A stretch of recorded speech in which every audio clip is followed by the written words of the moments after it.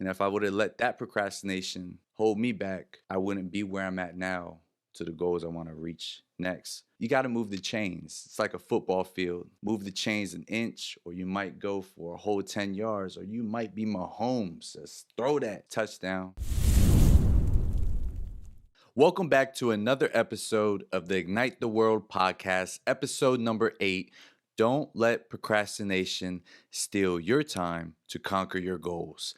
I am your host, Jamie Dottie Garza, and if you have not yet hit subscribe, please consider doing so you never miss another podcast episode. And if you're out there and you love this podcast and want to see it in video form, as well as other motivating bite-sized video and short form content, don't forget to subscribe to the YouTube channel, Ignite the World Podcast. Peace and blessings. So yes, today, one of my most favorite topics actually came to me, and it's something, if you asked my mother, one thing I've always been in life, even with school assignments, is a procrastinator. Yes, even into my adulthood now. And it's funny because me and my mom had this discussion a few weeks ago when she was over visiting the baby and the family, and she just shakes her head because I've become so last minute. And in the process, I mean, I've been like this since high school, even turning in assignments. And somehow I'm still that, even when I was in all even being creativity, like creating videos, creating designs when I was doing graphic designing. Like I've always been last minute clutch, like Kobe buzzer beater. And I always said I love the pressure. I guess I'm addicted to that adrenaline of the pressure. And it's not something I'm always proud of, but it's something I've learned to deal with. But I kind of want to dive in deeper about procrastination because it is the thief of time. And in fact, that is a quote from Edward Young, who was an American poet and author. It does steal time. And I feel like there's two types of procrastination. There's procrastination like the one I'm used to, accustomed to, wait to the last minute, let everything kick in, let the pressure come in. But there's also this procrastination of not of never taking action to reach your goals. To never, we always say something like, hey, tomorrow I'm gonna do this, I'm gonna get on this regimen, or tomorrow I'm gonna go network, or tomorrow I'm gonna release this video and I'm gonna release this video content, or I'm gonna start this podcast, or I'm gonna start this YouTube channel, but the day never comes. Or if you have kids, tomorrow, next week, I'll teach you how to ride a bike. We could read tomorrow. It's that procrastination. And I feel like that's the procrastination I want to talk about today. Not letting myself off the hook because I'm actively in the trenches working on being better at not procrastinating, especially on projects. Full transparency, like my wife she's working with me to get better with time management, staying focused, and getting projects done faster. I'll get into that in a second. But overall, I feel like procrastination is the reason why people get stuck is because it's deeper than just being procrastinating, but it's too many conflicting thoughts and emotions at the time. And that can boil down onto how you take action and move forward. Some people, when that happens, they freeze, and that's where it stops, and they continue to go on with life. But here's a truth bomb. It could be your deepest fears, your priorities, maybe overwhelming distractions. You must be laser focused on your goals wholeheartedly in order to try to combat this. And sometimes that means stop wasting your time with people who are no value to you, or going to places where you know you're not gonna get the work done so you can go to the next level. And we all have that potential inside of us. I know one of the biggest common myths about procrastination I want to debunk is it's a sign of laziness. No. And I'm living proof of that. Like, it's not laziness just because we procrastinate on certain things. It sometimes could be a complex behavior, and maybe it's a fear of failure, I would say, or some anxiety or lack of motivation, which I am guilty of on numerous projects I've done, losing that momentum mid project or like really just waiting to the absolute last minute to get it complete. You don't have, it's not all laziness because many people who procrastinate are very hardworking and they are accomplished in other areas of their lives. So I wanted to debunk that myth. It doesn't make you lazy because you procrastinate.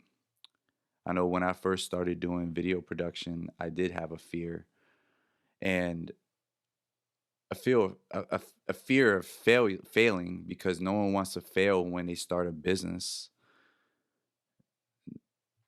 And I've also had like anxiety of delivering what I promised to the clients I served,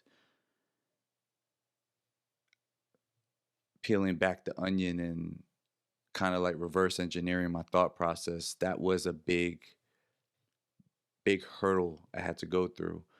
But also was perfectionism and always wanted to be perfect because if you always try to make things quote unquote perfect, it doesn't exist. It's deadly. It's an illusion because my opinion of perfect is different from yours out there.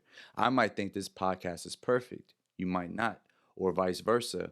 And I've, in order to combat this procrastination that I personally dealt with, was when I reframe my mind to done is always better than perfect. Getting it done, getting this project done, or getting this task done.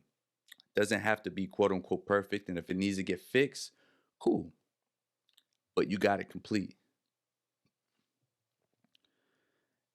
And when we start thinking about that, of where we want to level up in life or where we want to go or what goals we have for next year, the year after, the next 5 years, it's all about getting the ball rolling, building that momentum. And when you start getting things done, and I'm going to give some tips a little bit later on, you can start building that momentum. Another myth I want to debunk about procrastination is that it's a time management issue. Well, poor time management can contribute to procrastination, but it's not the only factor. And again, procrastination could be a symptom of underlying psychological or emotional issues, kind of like I was saying with perfectionism or maybe a low self esteem. So, those are the two myths I want to debunk. And getting through this, and me personally, I'm speaking because I suffer from procrastination. But I look back and there's certain things I procrastinated about. Like, imagine if I kept procrastinating on this podcast right now. I'm 8 episodes in. Pure blessing. 8 episodes in 2023. This is something I always wanted to do last year and some of the year after. And listening to people like, hey, you should make a podcast or you would be great for a podcast. Well, I kept procrastinating, put it on the back burner. Here I am. Or even starting my video production company in 2018 locally, serving local business owners and nonprofits. If I would have never started, put myself out there, got over the fear, got over the anxiety, and learned as I go, made many mistakes, but are they really mistakes? You either win or you learn. Read that in a John Maxwell book. I would not be here right now. So like you have to go. You have to put some type of work in. You have to those you got to move the chains. It's like a football field. You know, when you have move the chains an inch, or you might go for a whole 10 yards, or you might be Mahomes. Just throw that coast to coast touchdown. You always got to constantly move the chains. And if I would have let that procrastination hold me back, I wouldn't be where I'm at now to the goals I want to reach next. Full transparency, one of the biggest things that I'm procrastinating now on is creating a course, a video course to help business owners and entrepreneurs use the same methods I do in creating video content for their social media to grow their business. And it's something I've been like, oh, I'll get to it, I'll get to it, I'll get to it. But guess what? You can ask even my best friend, Rocky, who this is what he does. He sells courses online. He makes video courses and he markets it. I've been talking about this for years. And I haven't done it yet. So you guys hold me accountable if you're listening to tap in with me like, hey, you make the course yet? And I want to have this transparency because, again, I'm working through it as well. And it could be tough. It's tough. We're creatures of our own habit, right? So it's hard to retrain your mind. And just like anything we do, when we go on a diet, we're retraining our mind on things. When we want to end a habit, like I wanted to stop cursing as much as I did. I do slip up here and there, but that was a big shift. And you have to put the work in. There's work always involved. And right now, I just want to give some quick tips on how to combat perfection and reframe your mind, and what's helped me along my journey of procrastinating on things in my life. Number one is breaking things into smaller, more manageable pieces instead of tackling one large, daunting task all at once. It's kind of like video content when I record one of these podcasts and I break it down into small bite sized content for social media or YouTube shorts. Doing that, again, when you break down a task and you can check that off your list, or if you can build momentum off those little pieces, starts to build an avalanche effect. And who doesn't like to win? Everybody loves to win. I'm sorry. We all want to be winners. So when you get those short bursts of winning,